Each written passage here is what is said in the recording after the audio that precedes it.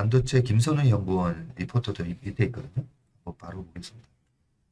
네, 반도체 관련된 얘기인데요. 서버들의 현물과 고정가 상방 압력이 발생을 하고 있다라고 합니다.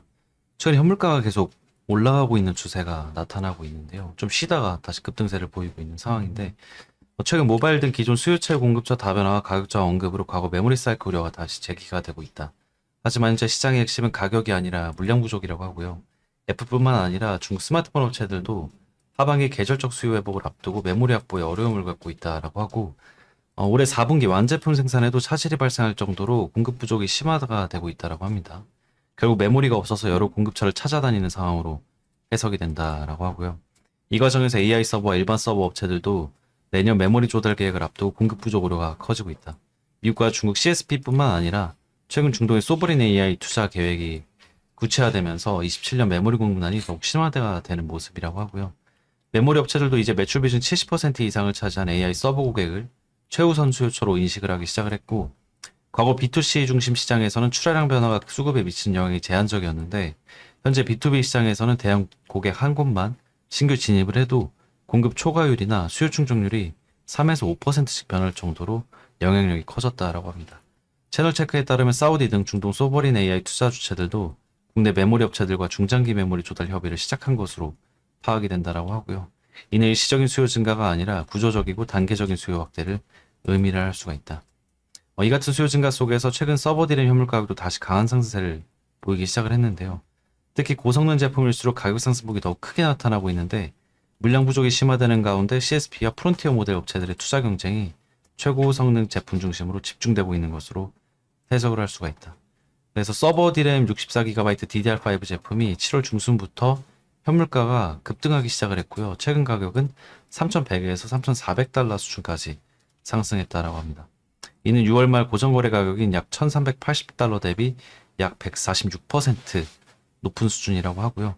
이에 따라 3분기 서버 디램 고정 가격은 시장 기대치인 QoQ 15%를 상회하는 큰 폭의 인상이 가능할 것이다. 특히 2분기에 고객 중심의 유연한 가격 정책을 적용했던 업체일수록 3분기 그리고 4분기 가격 인상폭이 더욱 크게 나타날 가능성이 높다라는 의견을 제시했습니다. 지난 30년간 메모리 산업은 대표적인 시크릿컬 산업 특성상 시장이 과거 사례와 과도한 기대감의 괴리를 단순한 식망감으로 해석하는 경향을 반복해왔다라고 하고요.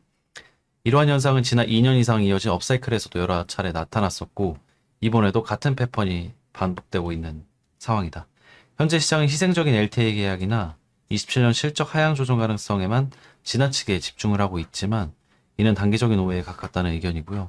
향후 주주환원 조기 집행 그리고 지분 투자를 포함한 빅테크와의 파트너십 등 다양한 이벤트가 예정이 되어 있기 때문에 이러한 우려는 빠르게 좀 해소될 가능성이 높다라는 의견을 제시했습니다. 아래 표로 내려와서 보면 DDR5 쪽 64GB 고정가와 현물가의 괴리가 지금 상당히 많이 벌어져 있는 상황이고요. 이게 분기마다 계약 가격이 나오기 때문에 이번에 이제 계약 가격이 올라갈 가능성이 매우 높아진 상황인데, 이제 현물가가 최근 한 달간 많이 올라가고 있는 걸로 알고 있거든요. 그래서 현물가와 계약 가격은 결국 동행하는 흐름이 나타나기 때문에 이 부분이 곧 계약가 올라간 현물가가 계약가에 반영이 될 것이다. 그래서 그때 주가가 상승 가능성이 높다라는 의견까지 제시한 것 같습니다.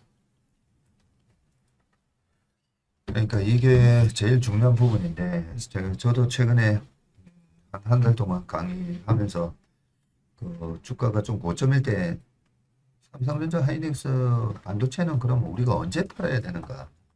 언제 팔아야 되는가라는 관점에서 이 현물가가 계속 위에 있는 동안에는 고정거래 가격이 계속 올라가게 돼 있잖아요. 올라가게 돼 있고, 저 현재 스팟 가격이 한 두세 달 내내 이제 스물스물 밀려 내려올 때, 밀려 내려오는데도 불구하고 저 갭이 크면 고정거래 가격이 계속 올라가게 돼. 그 데드 크로스가 막 날랑말랑 할 때, 그때가 2018년도. 그때가 매도 타이밍이었구나. 그전에는 요런 갭이 큰 상황에서 또 주가 변동성이 이제 출렁출렁 2018년 2월 달에도 그랬고, 출렁출렁 이격도에 의해서도 조정받기도 하고, 외부적인 이슈에 의해서도 조정받기도 한데, 이 부분이 제일 중요한 얘기다. 그죠? 문상무님이 이 추세면 이 고정거래 가격 이거는 한 언제까지 올라갈 수 있다고 보세요? 지금 전망은 내년 상반기까지는 그래도 올라간다고 내년 상반기까지. 예, 보고 있는 것 같고요. 서버 쪽이 가장 이제 쇼티지기 때문에 서버 중심으로 올라간다고 보시면 되겠습니다. 그래서 우리가 이런저런 인포메이션이 많지만 그 중에서 주가의 상관관계가 가장 높은 그런 어떤 핵심 변수를 가지고 그렇죠. 판단해야 되거든요. 맞습니다. 예. 이런 거 보면 저는 이번 주가 양봉 음, 생각하거든요. 반도체 섹터가 음, 아침 시초가 좀 약하게 시작했다가 음, 결국 주봉으로 보면 양봉 나서 끝나지 음. 않을까 그러면서 주말에 생각은 하고 왔습니다. 이 부분이 중요한데 상당히 7월에도 현물가 가파른 재반. 오늘이 20일이니까 내일 되면 수출 동향도 나오겠다 그죠? 네. 그러니까 수출 동향 나오면 또 저희가 체크를 해서 여러 가지 크로스 체크를 해서 말씀드리도록 하겠습니다.